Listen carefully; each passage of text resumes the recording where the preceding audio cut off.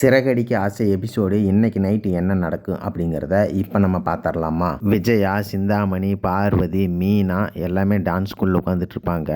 அப்போ சிந்தாமணி சொல்லுவா, என்னோட பிஸ்னஸில் யார் குறுக்கால வந்தாலும் அவங்கள ஓட விட்டு விரட்டுறனா இல்லையான்னு பாரு அப்படின்னு மீனாவை பார்த்து சொல்லுவாள். அப்போ மீனா சொல்லுவாள், பூ கட்டுற கடையும் தான் இருக்குது, எல்லா கடையிலுமே நீங்களாக பிஸ்னஸ் பண்ணுறீங்க, நாங்களும் பண்ணுவோம் அப்படின்னு சொல்லுவான். அதுக்கு விஜயா சொல்லுவா, உனக்கு வாய் அதிகண்டி, யாருக்கிட்ட என்ன பேசணும்னு தெரியாதா உனக்கு? இவங்க பிஸ்னஸில் ரொம்ப வருஷமாக இருக்கிறாங்க, அவங்கக்கிட்ட ஒழுங்காக அனுசரித்து போ. அது மட்டும் இல்லாமல் அவங்கள எதிர்த்தினா நீ தொழிலையே இருக்க முடியாது அப்படின்னு மீனாவை பார்த்து சொல்ல, மீனா சொல்லுவா, தொழிலில் நேர்மையாக இருந்தால் மட்டும் போதும், இவங்களை எதுக்கணும்னு அவசியம் எனக்கெல்லாம் கிடையாது, நான் தொழிலில் நேர்மையாக இருக்கேன், நான் வளரத்தான் போகிறேன் அப்படின்னு மீனா சொல்லிவிடுவா. அதுக்கு சிந்தாமணி சொல்லுவா, பார்த்தியா மாமியாரையே எதிர்த்து பேசுகிற மருமக, இவங்கெல்லாம் அடக்க முடியாது, நான் அடக்கி காட்டுறேன், அது மட்டும் இல்லாமல் இவளை தொழிலில் விட்டு ஓட விட்றேன் அப்படின்னு சபதம் எடுப்பான். அதுக்கு மீனா சொல்லுவா, ஓ என்ன இந்த தொழிலிருந்து விரட்டுறதுக்காக தான் இந்த டான்ஸ் ஸ்கூலே வந்திருக்கிறீங்களா? ஓஹோ அத்தை பார்த்தீங்களா, நம்ம 2 பேருக்குள்ளே சண்டையை மூட்டி விடத்தான் இவங்க டான்ஸ் கிளாஸே வந்திருக்கிறாங்க. நாளைக்கு டான்ஸை கற்றுக்கிட்டு உங்களையும் டான்ஸ் ஆடக்கூடாதுன்னு சொல்லுவாங்க, உங்களுக்கும் போட்டியாக வருவாங்க, எதுக்கு எச்சரிக்கையாக இருங்க அப்படின்னு உடனே விஜயா சொல்லுவா, அதெல்லாம் நான் பார்த்துக்கிறேன், சரி எனக்கு நீ சமைச்சு எடுத்துகிட்டு வந்துட்டியா அப்படின்னு உடனே சமைச்சு எடுத்துகிட்டு வந்துட்டேன், சாப்பிடுங்கன்னு சொல்லிவிடுவான். உடனே பார்வதி, புலவர்களுக்குள்ளே சண்டை வேண்டான்னு சொல்லியிருக்கிறாங்க இல்லையா, அந்த மாதிரி சிந்தாமணி, மீனா நீங்கள் சண்டை போடாமல் பிஸ்னஸ் பண்ணுங்க அப்படின்னு சொல்லுவாங்க. முத்து, மீனா, விஜயா, அண்ணாமலை, மனோஜ், ரோஹிணி எல்லாமே சாப்பிட உட்காந்துருப்பாங்க. அப்போ மீனா சாப்பாடு கொண்டு வந்து எல்லாருக்கும் வைப்பான். விஜயாவுக்கு மட்டும் டயட்டிஷியன் ஃபுட்டை கொண்டாந்து வச்சுருவாங்க. அப்போ உடனே மனோஜ் போயிட்டு டேப் எடுத்து அளப்பான். அம்மா இங்கே பாருமா, நான் 1 இன்ச்சு உடம்பை குறைச்சிட்டேன் அப்படிம்பான். உடனே முத்து சிரிப்பான், ஏன்டா ஒரே நாளில் 1 இன்ச்சு யாராவது குறைப்பாங்களாடா, என்னடா கதை விட்ற அப்படின்னு. உடனே நீ கம்முன்னுறா, அதெல்லாம் எங்களுக்கு தெரியும் அப்படின்னு சொல்லிட்டு வந்து அவங்க அம்மா கிட்ட உட்காந்துக்குவான். முத்து அண்ணாமலையை பார்த்து, அப்பா இப்படியெல்லாம் சாப்பிட்டு உடம்பு குறைக்கிறதுக்கு வேலை செஞ்சாலே போதும்ப்பா அப்படிங்க அண்ணாமலையும் சொல்லுவான்.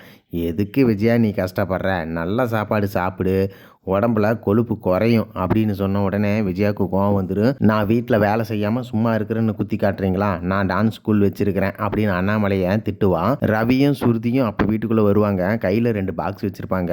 முத்து கேட்பான், என்னடா இது அப்படின்னு. உடனே பீஸாண்ணே, நானே செஞ்சது, அது இல்லாமல் இயற்கையான பொருட்களை வச்சு பண்ணியிருக்கிறேண்ணே, சாப்பிடுங்க எல்லோரும் அப்படின்னு. உடனே இல்லை எல்லாருக்கும் சாப்பாடு இருக்குண்ணே, இன்றைக்கி என்னோடய பீஸா சாப்பிடுங்க அப்படின்னு பீஸா எல்லோரும் சாப்பிடுவாங்க.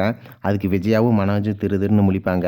ரவி சொல்லுவான், அம்மா எடுத்து சாப்பிட்டு பாருமா அப்படின்னு. உடனே முத்து சொல்லுவான், அவங்க டயட்டிஷியன் ஃபுட்டு தான் சாப்பிடுவாங்க, இந்த மாதிரிலாம் சாப்பிடக்கூடாதுடா அப்படின்னு சொன்ன உடனே, ஆமாம் நாங்கள் சாப்பிட மாட்டோம் அப்படின்னு மற்றவங்க சாப்பிட்றது எல்லாமே ஊற்று பார்த்துக்கிட்டே இருப்பான்.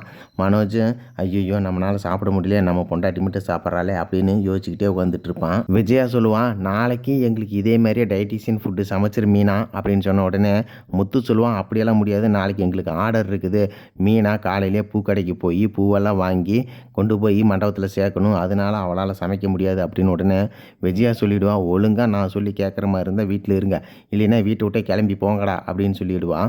முத்து, சரி அம்மா தானே சொல்லிட்டு போகிறா அப்படின்னு. உடனே மனோஜும் சொல்லுவான், அம்மா சொல்கிறத நீங்கள் கேட்டு ஒழுங்காக இருக்கிற மாதிரி இருங்க, இல்லைன்னா நீங்கள் கிளம்புங்க, அம்மாவுக்கு ஒத்தாசையாக தான் நீங்கள் இந்த வீட்டில் இருக்கணும், இல்லைன்னா இங்கே எதுக்கு நீங்கள் இருக்கிறீங்க அப்படின்னு சொன்ன உடனே முத்து கோவிச்சுக்கிட்டு, அம்மா டெய்லியும் பேசுகிறதான், அதனால் நான் பொறுத்துக்கிட்டு இருப்பேன், நீ அவங்கள ஏற்றி விடாதரா அப்படின்னு மனோஜை போட்டு ஒரு ஏற்றுவான். அப்படியே மனோஜ், அவங்க அம்மா, அண்ணாமலை எல்லாமே நைட்டு தூங்க போயிடுவாங்க.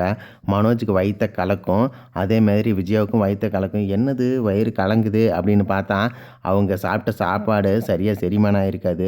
அப்போ 2 பேரும் தண்ணியை குடிச்சிட்டு பெட்ரூமுக்கும் அலைஞ்சிட்ருப்பாங்க.